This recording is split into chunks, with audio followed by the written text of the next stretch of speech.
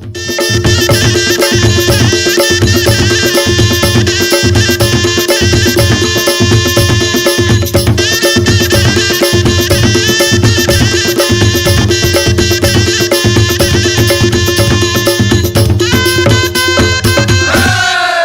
घर से सब यादव निकले, यादव सेना सजाए हो, हाथ मिलाटी ढाल और भारू नाचे घर घर जाए हो।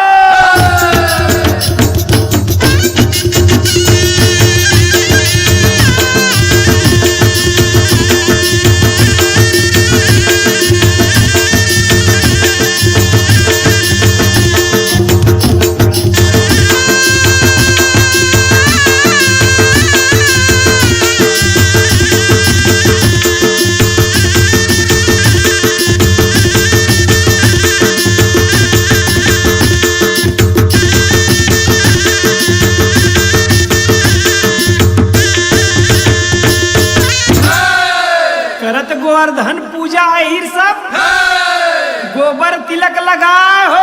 अच्छा। मातर माने गोरस बाटे प्रेम दिवाली मनाए हो।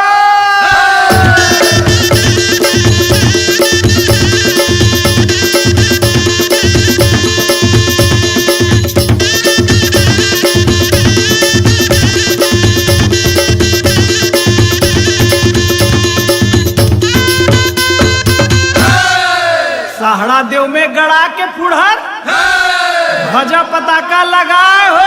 अच्छा। बाजे धनादन गढ़वा बाजा दफड़ा मोहरी सुनाए हो।